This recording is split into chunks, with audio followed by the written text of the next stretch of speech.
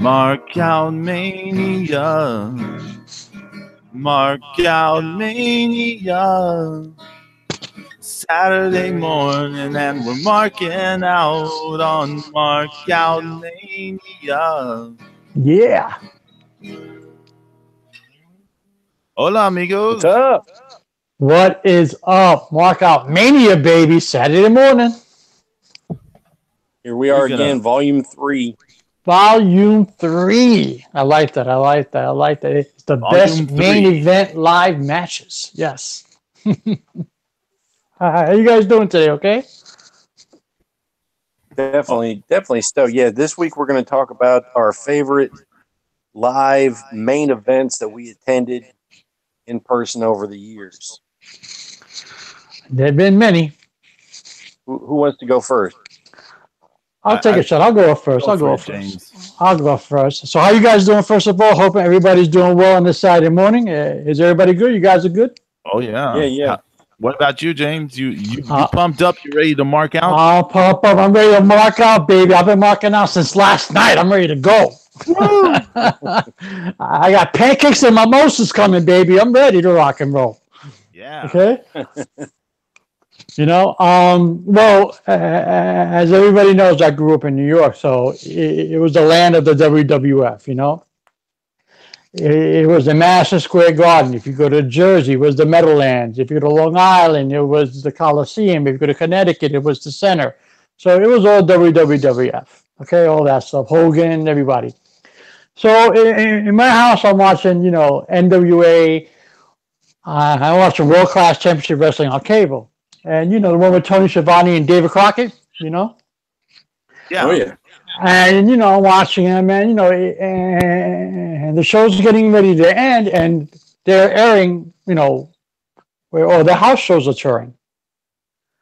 So, you have Virginia, you got the Carolinas, et cetera. And then all of a sudden, it says Philadelphia. And I'm like, Philadelphia? About 3.5 hours from where I'm at.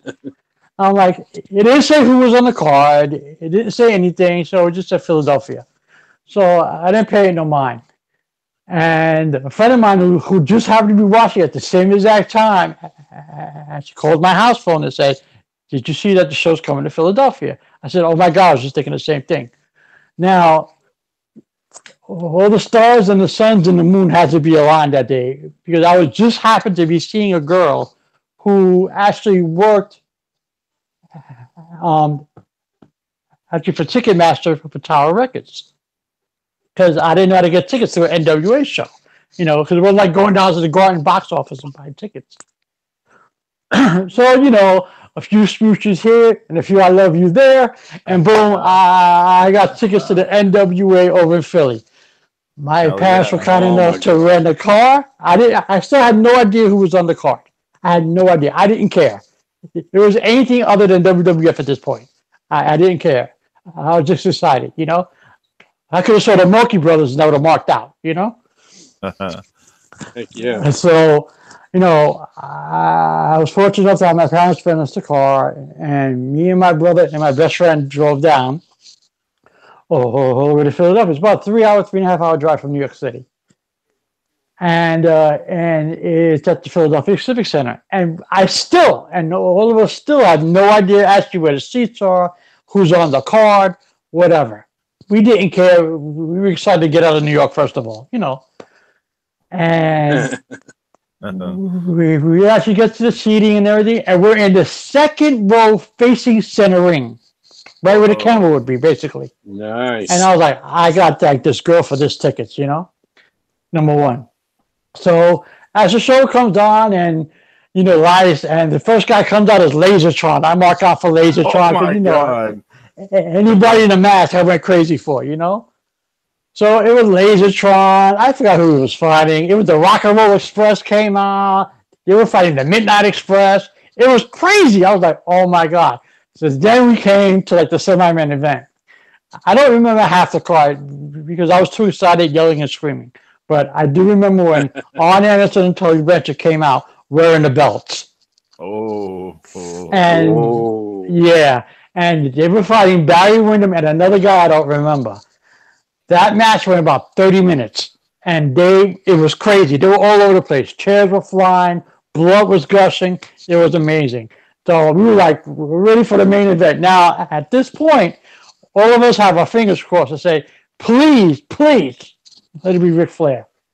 Boom! Sure enough, here comes Flair with the green robe and the big belt, and everybody's going crazy. It's the first time in my life I'm seeing him live. Wow. I didn't know. I heard from people around the arena who were talking during the show. They were like, oh, yeah, like he's supposed to be main eventing tonight. But, I didn't know any of these people. I was in Philadelphia. I was scared shit. I didn't care.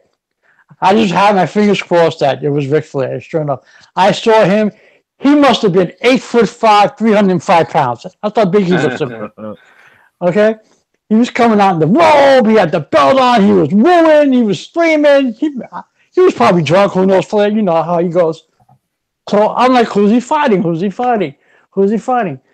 And they had this thing where Ivan Koloff came out. I was like, Ivan Koloff? What the hell is Ivan Koloff doing here? Right? Ivan Koloff comes out and he grabs the mic and he starts talking to Flair. Now, I have no clue what Ivan Koloff is saying because he's bad PA. So I'm like, what is he mumbling? And before I can even just try to figure out what's mumbling, here comes Nikita Koloff. And the bell rings and they go at it. Oh my God. I sat for the entire show up to that point. I was in my seat up to that Flair match. That Flair and Koloff match went 45 minutes long. Okay? Wow. They were working that night. Okay? I don't know if it was a special kind of show. I don't know if it was being taped for something later. I don't know if it was like a big deal or if it was a regular house show. I don't know the specifics. All I know is they went almost 45 minutes, okay? And these guys went at it. I stood the entire match. I applauded, I screamed, I yelled. I was going crazy. I was shaking some poor old man next to me. I didn't even know him. I was mooing in his face, Yes. He was like, sit down. I'm going, woo, I thought I was going to get arrested, I'm mooing all over the place because everybody's going for Nikita. I'm going for Flair. And, I'm mooing and everybody's going crazy. And these guys went at it. I saw the figure four leg lock live. I lost my mind. I saw Nikita reverse it. I saw the Russian sickle. It was one of the greatest main events I've ever seen in my life. A, because it was unexpected. And B, it's because I finally got to see Ric Flair, and he lived up to what all the kayfabe magazines actually used to say. He was a 60-minute man. He wrestles an hour every night. All those inside wrestling magazines and stuff like that always said the same thing. He wrestled 30 minutes every day. He did this, he did that. So I was like, that's bullshit. Probably 5 minutes in and out of the ring. Well, it's not. I saw it live. And this man was moving from beginning to end and did not stop. It was one of the greatest experiences I've ever had in my life. Until later on. But that's, ECW days for another, or for another day. But my God. That's that was the greatest. Oh my God, Pedro! I was marking out. I could not on the ride back from Philly to New York. It's 3.5 hours, almost 4 hours, mind you. I could not shut up. Okay. I kept mooing. I had the window rolled down in I-95, mooing at strange cars passing by. Okay. I had people pulling me in the cars and telling me to shut the hell up.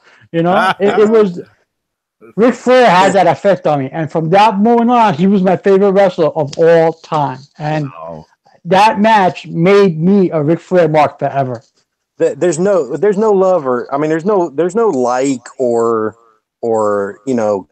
there's no cold or drab feelings toward Ric Flair. You either love him or you hate him. Exactly. Zeus, exactly. That's right. Exactly. And you know what? I fell in love with him. He was my man crush. I was getting a chubby watching him in the ring. No. So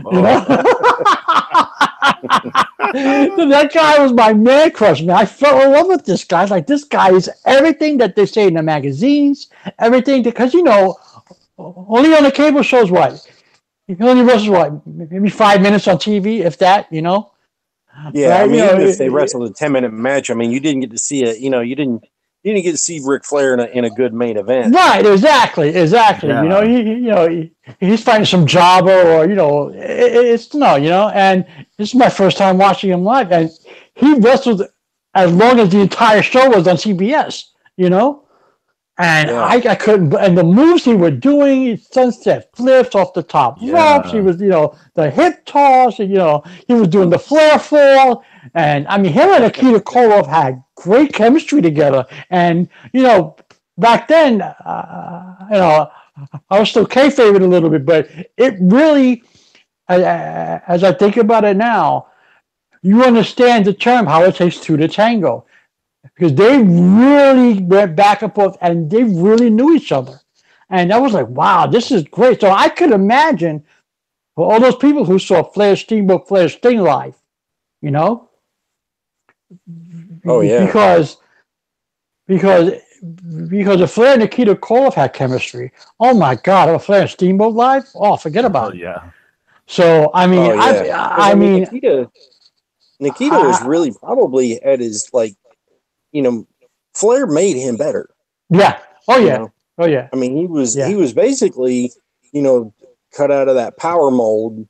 All those guys that came from Minnesota that trained up there, Road Warriors, Crusher Khrushchev, Nikita, and, all those guys that came from up there were just basically big power guys. But, once you, feud with, Ric Flair, you become everybody becomes a better wrestler. Oh, man. He made anybody better. He can go 30 minutes with a broomstick and get the broomstick over. I mean, come on. He was Ric Flair, Don't say stuff like that, because then you're going to make Jim Cornette mad. Oh, yeah. You know what the hell, Cornette? It doesn't take much. That time Ric Flair wrestled a broomstick. I'm really mad, because that's what my mama says Ric Flair was the man. I love my mama. Yeah, shut the hell up, So, that's a great Jim Cornette impression, actually. Yeah, I know. That's very good. But, that was the best main event I've seen. Live at that point, and I didn't believe the hype. I didn't believe the magazines. I only saw, I had only seen Flair wrestle on the CBS shows, and it was like you said, Zeus. He's wrestling for 5-10 minutes top, and he's wrestling some jobber, or it's not a really good match. But I was floored. And if you believe George South, he wrestled George South every week. Yeah, exactly. George South he's out there telling people now he wrestled Ric Flair 200 times. Yeah. Last year he said he wrestled Ric Flair over 100 times. Now he's trying to tell people he wrestled Ric Flair 200 times. I'm like, Ric Flair hasn't wrestled any single person 200 times, dude. I think George South. He even wrestled. I think George South actually needs some modern pharmaceuticals to help him think. I think he needs some. Yeah, but I still to this day is one of the best stories I can tell. I mean, it was one of the. I mean, I went around my whole neighborhood for about a month and a half just telling the same story every day. People were getting tired of hearing my mouth, because all my friends were going to WWF, and I went to an NWA show. I was the big shot. Yeah. Oh hell yeah! All right, Pedro, what was yours, buddy? Oh, well, first off, I'm so envious, man. Holy moly. So envious. I was marking out big time, buddy. I was marking out. And when you were saying about you were wooing in the that card sounds great. Yeah. I couldn't remember half of the card, but I know Barry Windham is some guy, is Arnett and Tully Blanchard, and they went 30 minutes and they kicked ass. And they threw furniture, and they, I mean, they were abusing the fans. It was amazing. And, the Philly crowd was a raucous crowd, so it was awesome. I'm sorry, Pedro, go ahead. No. I was just going to say, when you were saying about the old man was like telling you to be quiet because they were all like, he was telling me to be quiet. I wooed right in his face. Oh, man. I thought he was going to smack me. I saw things like this has happened at least twice to me at a show. There was a house show I saw from the WWF in June of '98. I think it was the last house show before the King of the Ring, where Mankind and Undertaker had the Hell in a Cell match. Mm-hmm. Oh wow! And Owen Hart was wrestling Ken Shamrock, and I was cheering for like Owen Hart throughout the match, and like these guys above me were giving me shit about it. You know, they were like, "You're cheering for a Canuck," and you know, all this kind of stuff. And I was like thinking, like they have no way of knowing, right? I'm like, you know, like my mother's from another country, like, you know, that kind of stuff is a little different for me, like. But yeah. And then at WrestleMania 17, there's this little girl with this family, and she was sitting next to me, and she kept like glaring at me and stuff because like say when that the Hardys versus the Dudleys versus Edge and Christian, that TLC match or whatever that they have there. Oh yeah. Like we were cheering for, you know, Edge and Christian, and she was like glaring at us like daggers, like, oh. She's like, Lita's prettier than this. Lita's prettier than that. And we're like, okay, whatever. Edge and Christian were funny though. Oh yeah, Edge and Christian were awesome. Edge and Christian was entertainment. Yes, yeah, that's what it was. They're very entertaining. Yeah. You know, I struggled with this a bit. The best main event I seen live, because the best matches I've seen live weren't the main events; they were like other matches. In terms of the experience, that's why we're going for the main event, best main event, best main event. Even if it wasn't the best match on the card, the best main event you ever saw. Yeah. So I struggled with this because. Like I was at WrestleMania 17, like I was saying, at the Astrodome. That's awesome that you went to WrestleMania. First of all, that's amazing.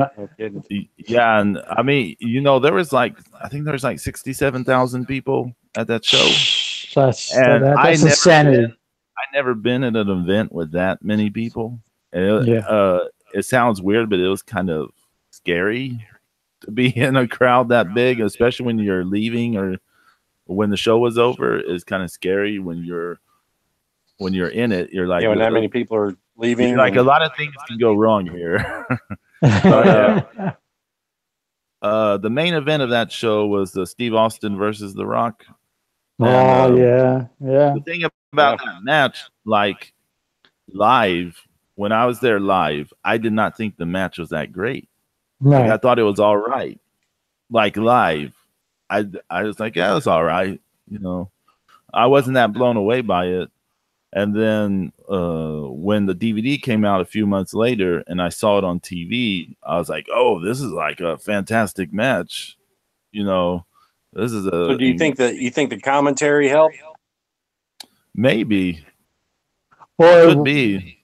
But your senses too wrapped up to Well, your senses overloaded with everything that was going on at the same time. I mean, you're in the Astrodome, for Christ's sake, and there's 67,000 people. I mean, you know, that could have skewed your opinion of the match, you know? Well, yeah, but like, I remember the Triple H Undertaker match from that show. That match, like, I remember all of us in that area, we were like, this is, you know, it was blowing our minds live. Seeing all of the stuff happening, it seemed, you know, like this giant spectacle and insane stuff was going on to us. We were freaking out. It seemed incredible. And then when I saw it on the DVD, it was like, yeah, it's good, I guess. You know, it wasn't, you know, live. It seemed good, I guess. Live, it seemed like this amazing spectacle. And then on TV, it didn't seem so that way. And then like the Austin Rock live, it didn't seem so great. And then on TV, it was like, oh, like this is phenomenal. But, I think the best main event I saw live, the WCW actually did 2 house shows here in my hometown of Huntsville, Texas. One in '98 and one in 1999. And I have funny stories from both these shows, actually, because there's lots of funny stories. But the second one, the one in 1999, the main event was Sting versus Bam Bam Bigelow. And oh wow. Nice.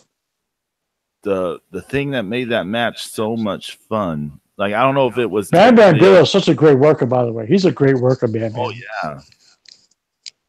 The thing that made that match so much fun was Bam Bam Bigelow's interactions with the crowd. Because early in the match, like just when the match is starting, these people in the front row started yelling, "Die, Bam Bam, die." They just started chanting for some reason, "Die, Bam Bam, die." God. And Bam Bam Bigelow, like, he stops and he's like looking at them, and his face is, he makes this like horrified expression, and he's like, "Die, Bam Bam, die," like, you know, with a question mark, like, what? and then everyone's like laughing and stuff, but like when they'd be like fighting outside the ring, and they'd go near that section where the fans were saying that, and he'd be like horrified of getting near the fans, because you know, he's like selling, you know, what they said and stuff, you know. And he was just doing lots of stuff like that, and they just had like a really fun like match, like that interacted with the crowd, played off how the crowd was reacting. Who won the match? Sting won the match. Sting got over. Yeah, I think that was during the Wolfpack stuff, wasn't it? With the red. I'm sure. Yeah, that was. Yeah, you were probably red and black. And, yeah. Scorpion Death Drop. My I'm sorry, James. What? No. I was trying to picture the match in my head as you were watching it live.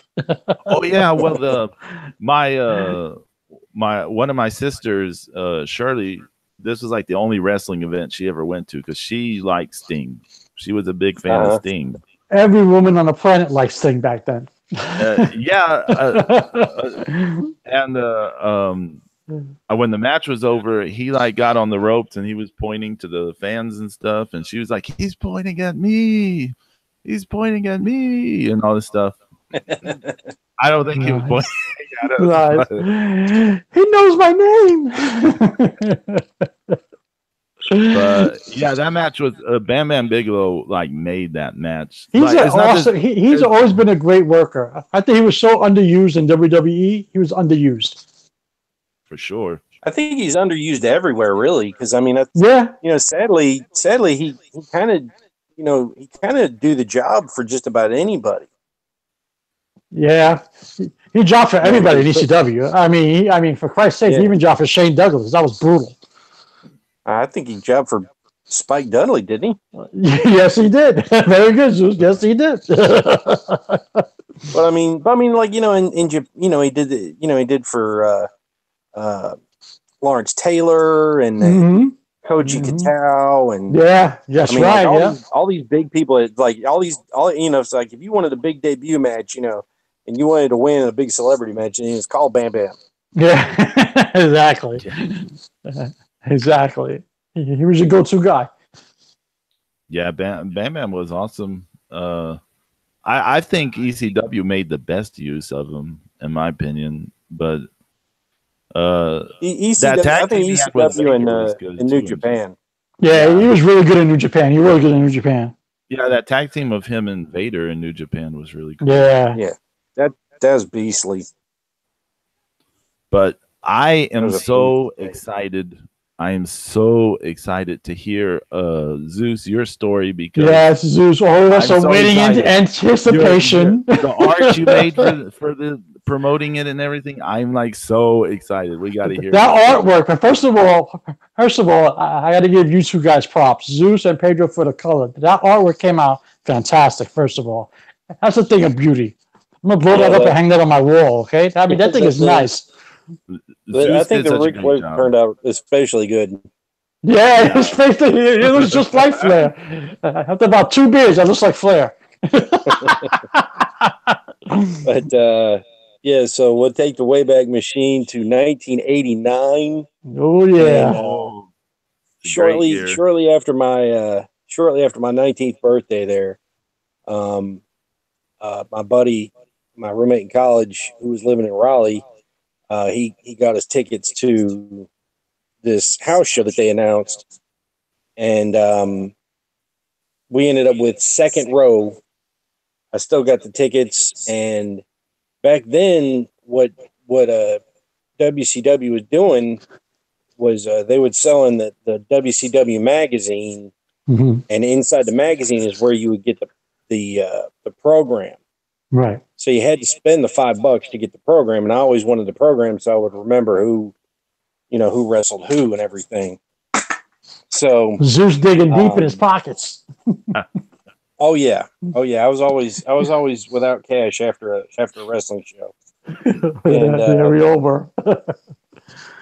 So the historic Dorton Arena in Raleigh, because in the NWA territory days, for Jim Crockett Promotions was 3 arenas. Right. It was the Charlotte Coliseum, it was Dorton Arena in Raleigh, and Greensboro.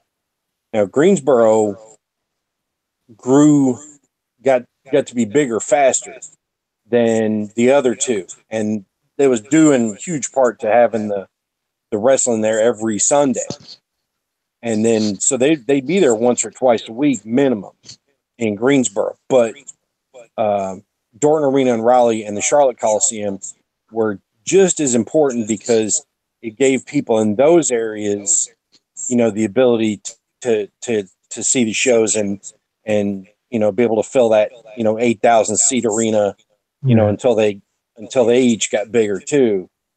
So everything else that I'd heard so much about Dorton Arena and everything, and I was a huge Great Muta fan, and we knew he was going to be there. They announced when they were announcing the names, they were like, Sting, Great Muta, Lex Luger, Midnight Express, Doom, and the Steiner brothers and the Road Warriors. I mean, it's just an incredible card, which I can run down at a later time. But so we get there and we look at the card, and I look at the card at the main event, and it says Ric Flair defends the world title against the NWA World TV Champion, Great Muta. Oh my God! So, I'd have lost it. I mean, I totally lost it. And here I am, me and my friend, we're in Ric Flair country, because everywhere in North Carolina, in really the Southeast, but especially in North Carolina, this Ric Flair country. Ric Flair was the face. He was coming off of that feud. They were still feuding with him and Terry Funk. Oh yeah, I remember that. Yes. Yeah. So this was not long after Halloween Havoc, where it was Sting and Flair against Muta and Funk. And and so with Bruno Sammartino of all people as the special referee of that. But nice. But so there we are at this house show, and we see all these incredible matchups, and then then out comes the thunder rolls, and then that Japanese instrument kicks up, and then out comes Great Muta with Gary Hart, and I mean I'm screaming my head off, and the arena is silent. Like, you can hear me screaming, and it's like echoing off of the roof.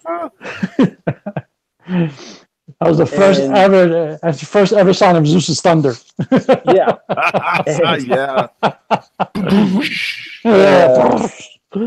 And like I said, we're second row, and so then Ric Flair comes out, and the whole rest of the arena, the other 99% of the arena, they're up, they're wooing, they're holding 4 fingers, even though that was over at that point. They're all behind Ric Flair. And if I'm not mistaken, I believe he did come to the ring in his pink robe, and his pink tights and boots and everything. And so Gary Hart's there at ringside, and they make the announcements, and Muta does he's in his trance, and he sprays the green mist, and I'm going nuts for that. Oh my God. And he spray, he holds his fingers up. He has, on his right hand, his first 3 fingers were completely taped up, and he sprays that hand really good. Mm-hmm. And then they start the match, and they are having, one hell of a match. And I mean, it's just like, truly was a dream match. And it was something, we didn't get to see, at all on TV up until that point. Not until Starrcade did we get to see, Flair and Muta one-on-one. But I mean, they're doing their stuff, and I mean, Muta hit that handspring elbow, and I mean, I'm going nuts. I'm flipping out and going absolutely bonkers. I'm still marking out with the taped fingers. Yeah. Oh yeah, and he goes and he gets because they both had like the leg lock, and Flair's got the figure four, and Muta had that inverted in Indian death lock. Right, that's right, yeah. Mm-hmm. And he would work that into the Muta lock. They didn't even have names for this stuff back then. Yeah. But it's like he had him in that inverted Indian death lock. And he'd snap down, on the leg. He'd slam his back down on the leg to add more pressure to all that. And we're chanting Muta, Muta. He turns around, he looks at us. He points at us while he's got Ric Flair trapped and Ric Flair screaming. He points at us with one finger. Then he slowly puts the finger down and he sticks his thumb out. And he takes his thumb and he just drags it across his throat. And he snaps down again. And then he goes for the reverse chin lock and puts him in the Muta lock. I mean, it's just like goosebumps right now, man. It's just like, what is with this guy Zeus? I mean, what is with Zeus? He gets his arm broken by Arn Anderson. He gets winked at by Arn Anderson. He gets pointed at by Great Muta. I gotta start going to wrestling shows with this guy. I know. He's just going nuts. Zeus is like the magnet to the stars. And awesome. We're sitting here and we're going, like I said, we're going bonkers. And it's like, the other 8,000 people are like, who the fuck are these two assholes? Like, this is Ric Flair country. And and then, my God. Yeah. Then Flair gets out of that and he starts to make a comeback and he's doing good. And he finally puts Muta in the figure four. And then Gary Hart, he's waving from the back. You don't know who's coming in. Lex Luger comes out with a chair and he gets in the ring and screws up the finish and then Sting comes back out and Sting and Luger and Flair and Muta, they're all going at it and they all fight to the back and that was the end of the show. Oh my God! You must. First of all, props to you for seeing Muta live. I've always wanted to see the Great Muta live. That must have been, that in itself right there is worth the price of any admission. Okay? Because he's a legend in my book. Because you just didn't know. I mean, we didn't know back then how long he was going to be around or anything. I mean, it's just so, it's like, he was part of the group, but, he was part of WCW. But, and, you think, it's like, well, they're going to have to keep this dude around forever because, I mean, he's just so incredibly good. But, that's not the way it, went. And, I feel so blessed and fortunate to have been able to see him, and see him against Ric Flair. And, it's like, and I mean, they sold each other stuff. I mean, it wasn't any, ego bullshit at all. I mean, it was just just an overall great match. And they put on a show. Of course, when Flair was a face, when he did the rope thing, where he'd flip over the turnbuckle and then run to the other side. Well, he'd run up and then do a flying axe handle off and catch, he'd catch the heel with that. So, it's like it's one of the few times he's using that one move. He's not getting nailed or thrown off the top exactly. rope. As a face, it works. As a heel, it doesn't. Because Flair face was a bit different, back then, and I mean, he was still using a lot more moves than he would be later on, just because other guys just didn't have it and they just couldn't keep up. But I mean, Muta was just. He had the judo training, and I mean, he was really good at the catch can stuff. I would have went home and painted my face red after that. I mean, it was just outstanding. I mean, you just can't just sit there and after all the people that we saw that night, and I mean, and that was the main event. It was just an incredible type thing. That's when the NWA was really good, man. I mean, you had these people coming in and out of the territories that was good, and they had the talent exchange with the whole thing with New Japan. I mean, that's when it was really good. you had Sting flooding with going to the Horsemen. You know, you had Barry Windham. You had Lex Luger. I mean, that's when it was really good. Oh, yeah. Good times, good times. I mean, you know, there was. I mean, really, from the, you know, from the early '70s through, you know, until the early '90s, it wasn't even close. Yeah. Yeah. Oh my God, I am like so I'm into marking this. out. I'm so into I'm this. marking out on Zeus right now. He got pointed out by Muda. Yeah, I mean, now we gotta get a new T-shirt now. broken Now and we gotta beat get a down. new T-shirt now. That's it. Now I got pointed out by Muda. We gotta get new T-shirts made up. He got his arm Arn broken. Anderson winked at me. He was That's like, what we I were going said. Muta, Muta, and he's like bobbing his head along with us. We're like, Oh my and God. then he turned and looked, and I was just like, you know, You wet your pants. yeah, pretty much. Oh my And I mean, God. too, it's like all the little things too, because like he still had the face paint that he was using at that time.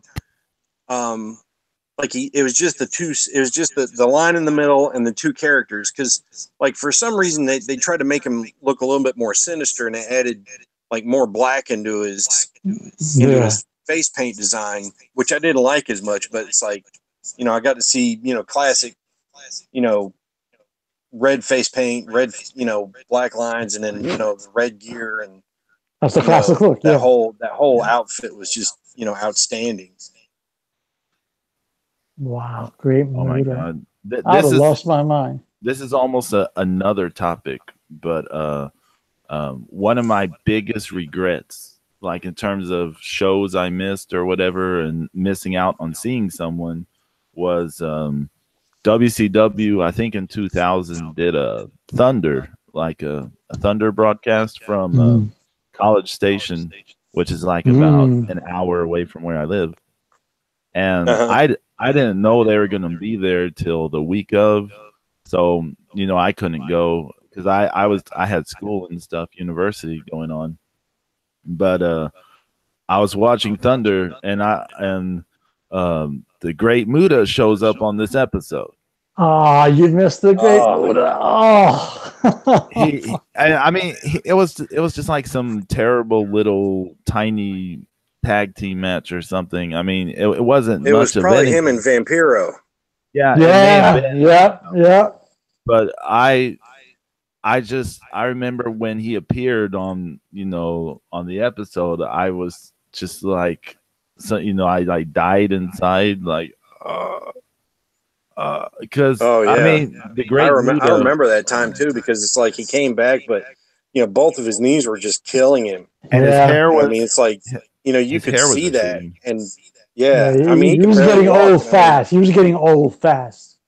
Well, it wasn't because he was getting beat up. He was getting beat up so bad. Yeah, that's what I mean. You know, because you know, he was getting in-ring old. I meant to say in-ring old because his knees were beat up. He looked tired. You know, he was hurting. And I mentioned that on Twitter one day, and Vampiro, like he replied to it, and he's like, you have no idea how much pain. He said it hurt him. He said he was in utter and complete pain. Wow. Just anytime he moved, he was in just tremendous amount of pain. And he was able to killed his knees. do what he did. Yeah. Moonsault destroyed Kobashi's knees too. Moonsault's just look at Cherry Funk. Yeah. You could barely stand erect. Oh, also that episode of Thunder ended up being the last time Bret Hart made an appearance on WCW. Look at that. He couldn't wrestle anymore at that point.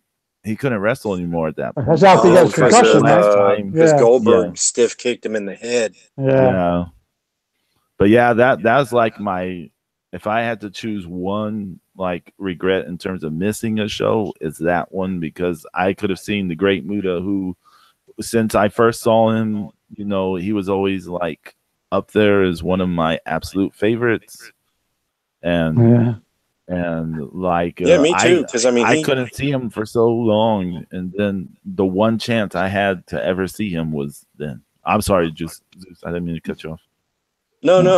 I'm just agreeing with you. I mean, it's just, that was like one of the last times to see him at that point, because not long after that, that's when he got fed up with New Japan and left there. Yeah, he broke out. Yeah, he was Inoki gone. to go fuck himself. Yeah, he was going out of there too. He was out. He was, remember what he was, at that point he was doing 15, 17 years, something like that already. I mean, he was tired, Oh yeah. Yeah, he was definitely in about 15 years at that point. Yeah. But, and Inoki was just like, yeah, we need to make, wrestling even more real and more stiff. And, Muda's like, I'm a wrestler. I'm not an MMA fighter, dude. Yeah, exactly. And the whole deal is, as he ices down his arms, Yeah. I mean, but, and then they, then I would love to, I'd love to ask, how they were, Baba's widow, ended up meeting with Muda and giving him her shares of All Japan and, making him the president. I mean, they were like, that was huge. I would love to have been a fly in that room. How the hell did that happen? No kidding. No kidding. I mean, how did that happen? How did he was, I mean, he was Inoki's guy. I mean, he was Inoki's go-to guy. And then all of a sudden, here you are. Here he is. He's the owner of All Japan. Like, hello, how did that happen? Yeah, I mean, he just, it's like, and it took him a while to actually end up, booking himself into the, into the Triple Crown. It's not like he just, went there and won the title right away. Well, he, before he took over All Japan, there is this period of time New Japan and All Japan were working together. And they go back to working together a few times too after Muda went there. Yeah, and then in June of 2001 he beat Tenryu for the Triple Crown while he was still in New Japan. He wasn't in All Japan yet at that point. But yeah, he did. Yeah, that was awesome though. Yeah, I mean, it just I mean, that's, to be able to say, I mean, for the people because like I never got to see Hawk and Animal wrestle together in their prime. Right. I never got to see it. Every time I've seen the Road Warriors wrestle, it was never Hawk and Animal. It was like either one of them or one time it was a house show. It was I saw them in the WWF as Legion of Doom. Because I never get to see them as the Road Warriors. It was always the Legion of Doom every time I saw them live. I mean, they were still good, but 91 or 92, they were just not. Yeah, they were getting up there. Too many, like you were saying, they were ring worn. They were just, fighting so many injuries. That was another team I would love to see in their prime was the Road Warriors. I mean, in their prime, like NWA World Tag Team Championship prime. Hey, while I'm noticing who's in the chat room here, of course we got our number one fan, Yiki-kun, and I'm also seeing that the MMM show is listening in, and gotta say a big thank you because last night on their episode 95 with special guest Paul London, which you got to check out. Justin was nice enough to give us a shout out. He said, if you're doing anything on Saturday morning, it should be marking out with. Thank you, Justin, for the shout out. Thanks, brother. Appreciate that. Yeah, man. Gracias, Justin. Muchas gracias. Always gotta check out Massive Man. Always is a must listen to. That as well as the Way Too Real Lucha Click Party. Come on. Oh yeah. And I heard last night, I tell you, Paul London was freaking amazing. I mean, he's always been great. I mean, he's really matured, as far as being, his sense of self and his awareness of all these different things. I mean, he's not somebody that you can like pigeonhole into any one kind of a person. And they really let him be him because they didn't talk a ton of wrestling. I mean, they did they just let him, talk, and it was amazing. It's a great show overall. I mean, he's like Charles Barkley. You let him start up and just let him go.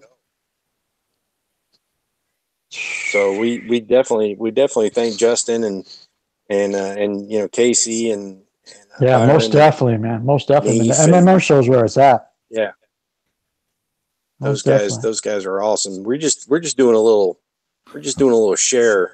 We're just having fun sharing. It's just three guys sharing old stories. That's it. That's right. We're still marking out our old age, Yeah, that's right. Hey, any other? We're drawing and we're doing, exactly, drawing and having fun and slinging art supplies and. If I could still get in the ring, I mean, I would still get in the ring because I had a friend of mine down in Jersey, right? Actually, his father was a huge wrestling nut. Now, local legend has it that he was a referee. I don't know where, I don't know when, I don't know for what company, but he actually had a ring in his backyard. Whoa. And it was a beat up, yeah. But it was beat up. I mean, I'm talking about Scotch tape held together with glue type of thing. But still, I mean, we were 15, 16, 17 years old, and we didn't give a shit. I mean, we were flying across the road. We were busting our ass. Oh, my God. I don't know, one time I went home, after spending the weekend at my friend's house down in Jersey, and, my parents thought I actually got abused, because I was getting abused. Because I have marks on my thighs, I have marks on my arms, my shoulders. Oh my gosh! Yeah, Oh my God. I had this big strawberry right on my ass cheek, and it was like, what the hell's going on? I'm gonna call up the parents. I'm gonna call a child. Like, Mom, relax. All we were doing was wrestling. So a friend of mine, one of the older kids, I guess, he would always paint his face red. And, and I was like, who are you supposed to be? He goes, I'm Muda. We were like, you ain't Muda. You're a piece of shit. And the next thing I know, I got a chair to my head. And, that's the last thing I remember. But, yeah, I mean, Muda was known to people in the backyards of Jersey, in the woods of Jersey, where, like, I barely knew who he was. So, I mean, even though his time in the U.S. was limited, he made that much of an impact to so many people, And I would love to get in the ring and paste and I would love to paint my face red now and bounce off the ropes now. But I'll probably have another heart attack and drop dead in the middle of the ring. No, we nice. We used to get the packs of unsweetened Kool-Aid. Oh, yeah. and we would try to do the Muda Mist with that. Oh my God, the Muda Mist! That's really fucking up. Because you talk about something that tastes fucking terrible. Green or any kind of red Kool-Aid that's unsweetened is just I mean it's like what people are like, oh, why can't you spray it out right? I'm like, because it's like it's tweaking my damn jaw. He was a stunt double for Tony Montana. He was getting high off Kool-Aid dust. Everybody always try to imitate everything. I used to take I used to go to Toys R Us, right? And the kids section where we have the play sets where you could dress up as a gladiator or as a warrior from the ancient Roman times or whatever. How about a little kid set? They were like $8, and it would come with the wristbands. They're supposed to be the metal wristbands, but it was plastic. Came with the sword and the shield. Well, I would take the wristbands and I would make belts out of it. Oh, so nice. I'll put a Sharpie, like AWF or JWF, James Wrestling Federation or whatever I did that back then. Right. And I would take a shoehorn, use it as a belt loop. And I would turn my bedroom into the ring. And you know how many closet doors I broke by going off the ropes, quote unquote? Oh, my mom has kicked my ass so many times. I broke about 6 closet doors. Oh my God. Because they're off the ropes, off the ropes. All the kids used to come to my house after school and all have championship matches. And oh my God. And, you know, oh, I'm this person. I'm Hulk Hogan. No, you're too fat to be Hulk Hogan. No, you can't be Hulk Hogan. And I then, love the trash talking. you know, there was one guy that said, I'm Fabulous Moolah. Like, oh my God, here we go. You know, who the hell knew back then? You know, the first transgender preschool wrestler back in the day. I mean, shit was happening like crazy. I mean, but we would make the belts out of Sharpies, and it was, I mean, we would mark out over these guys, and, you know, like I don't mark out over a lot of people live. You know, I'm not starstruck at all. But if I was seeing a great Muta live right now, I would totally mark out. I would probably want him to spit mist in my face. You know, we're kind of winding it down, but I'll give you guys a teaser for another time. But I got straight up cussed out by a different show. What? He cussed me out at a show. You got cursed out by Ric Flair? Oh my God, that's another T-shirt. Hi, I got cursed out by Ric Flair. Are you shitting me? I'm not shitting you. Oh my God. Holy. Guys, you gotta see. That's why you always gotta listen to Mark Out Mania, because now we got stories for next week about being cursed out by Ric Flair. We got the Nature Boy cursing out the mighty Zeus. What is this world coming to? Yeah, I mean, he grabbed a microphone from the announcer and decided to cuss me out in front of the entire Greensboro Coliseum. Oh my God. Oh my God. And actually, I will post a photograph that we took of him shortly after he cussed me out. Okay. And you'll see that look on his face that he's looking at me like, you eat shit and die. I don't even know. I don't even want to know what you said to get cursed out by Ric Flair. You must have said something brutal. I didn't say a word, but I did have something that provoked him. Yeah, that's fine. Oh my God! Now everybody has to tune in next week. Don't spoil it, Zeus. Don't spoil it. Yeah, I'm not going to spoil it. Oh my! I got cursed out. He's the only man I know that has to have 3 T-shirts made up. I got winked by Arn Anderson. Arn Anderson winked at me. I got pointed at by Great Muta, and I got cursed out by Ric Flair. This guy's he's getting abused by all the NWA legends. I mean, what the hell's going on over here? Oh my you God. Never know what you hear. Mark Out Mania. We are marking out about marking out. Look at this. Yeah, that's right. Oh my God.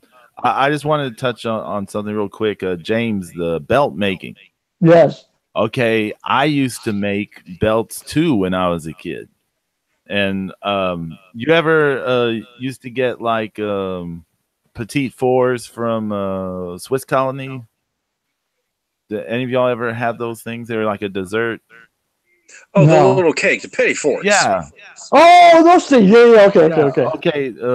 They would come in these boxes, and the top of the boxes would be like kind of a gold, like cardboard, gold covered cardboard thing. And I would take those and I'd cut them up and, glue them ways and, put other stuff, and I'd make the plates that way.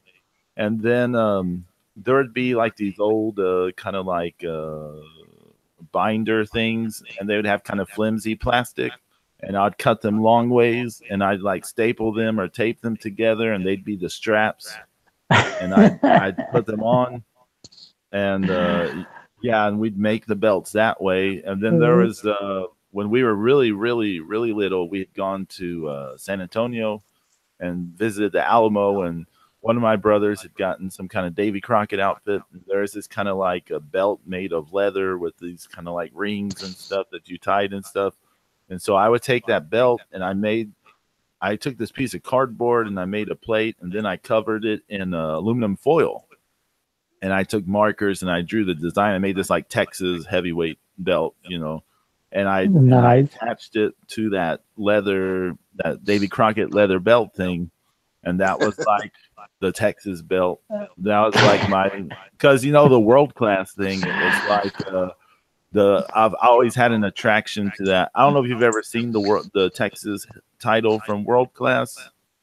Of Probably, course. Yeah, It's the yeah. state of Texas. It was on it. just Yeah. it was so beautiful, you know. It was such a beautiful looking belt. So it was like a thing. I had to try. I used to take the paper plates and put tinfoil around it. That was Oh, it, you man. know.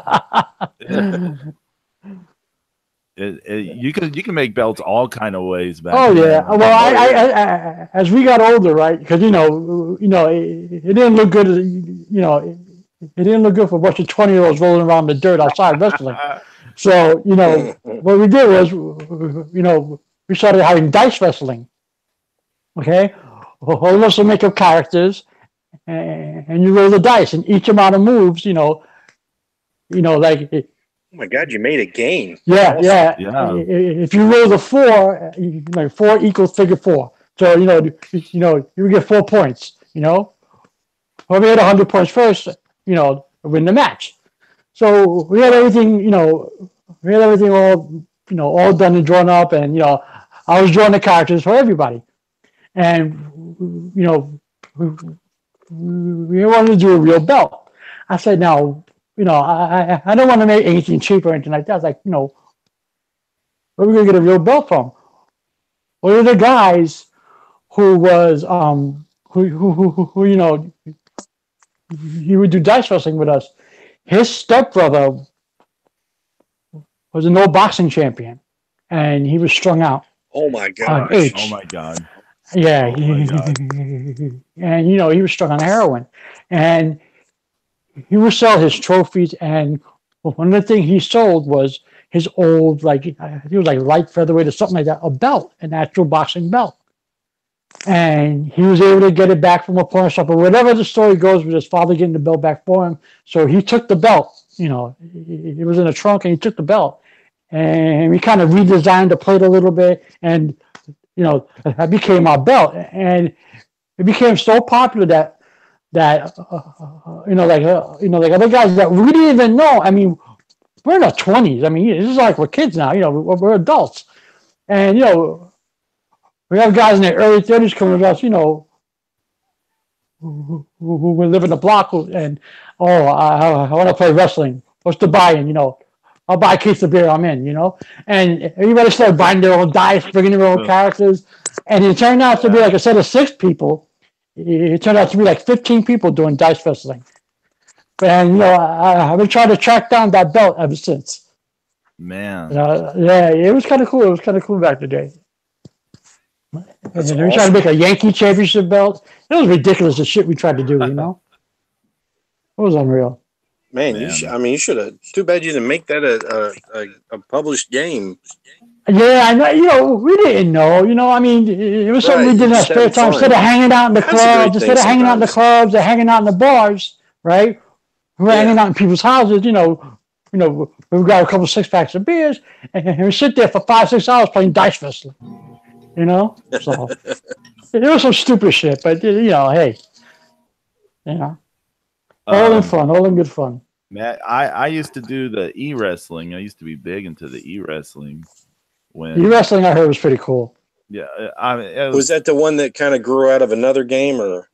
I don't know really sort of how it got started, but like the late '97, I stumbled upon it online, and it was just like you would create characters and write promos, and someone would judge who did the best promo, and they'd write the match out and all that kind of stuff. But yeah. Oh my God, dude! There is a group of guys that I've seen on Facebook, and they're just cutting promos against each other, and they have a vote after they have their quote unquote match, and it is the most it's like I'm sure a dentist would love all these guys' numbers because they're all missing teeth. And it's and I'm like, oh yeah. And I was like, I would love to join this thing, but they all swear. And I'm like, look, you can't cut promos and swear. If you swear, you lose. Right. But that's not how they have it. Everything is you're a stupid bitch. And I'm like, oh my God, you guys that's not a good promo. That's not a good promo. They're all terrible. I used to cut promos on a pizza delivery guy. What? Yeah. This guy lived in my building. I hated him. I couldn't stand him with a passion. So, he was also a local pizza delivery guy. And I would practice my wrestling promos, because, part of the dice game was, you had to cut the promos before the match. So I would practice my promos, and I would say, you would ring the doorbell, hey, it's me. You took 30 minutes long to bring my pizza. What is wrong with you? Don't you know that it's free? Don't you know this is what you got to do now? You're not getting my money. Never, ever, ever. You want to know why? Because I'm the mauler, and I said so. Now give me my damn pizza. We would say stupid shit like that. It was ridiculous. It was ridiculous, Well, that was an awesome that was promo, a great show. This is an awesome show. Some quick shout outs. Shout out to Floozemaker in the chat. And Floozemaker and YYAH and MMM for stopping in the chat. Thanks. What's up, people? How you guys doing? Shout out to Way Too Real podcast. Oh, yeah. Always. Thank Dante Oblivion and crew. Yeah, Dante Mills, CJ De Niro, and the whole Way Too Real Lucha Click crew. Holla. Shout out to Bye Lucha. Bye Lucha. Oh, yeah. YYAH. Oh, yeah. I'm eternally grateful because he got me into the Hina Matsuri manga, and now we both mark out over the anime. Mm-hmm. And everybody out there listening, guys, like Scorp. Everybody. Oh, yeah, Scorp. Oh, yeah. Angie, Heather, your Kaiju Queen. I feel like Kaiju Click podcast happening soon. Oh my god, that'd be awesome. I could set up the keyboard and do dun dun dun dun. I'm gonna dress Gamma in a mask. Oh my god. Well, guys. Until next week, we'll see y'all later. So thanks for listening, and adios. Adios, guys. Mark it out. Yeah. Marking out.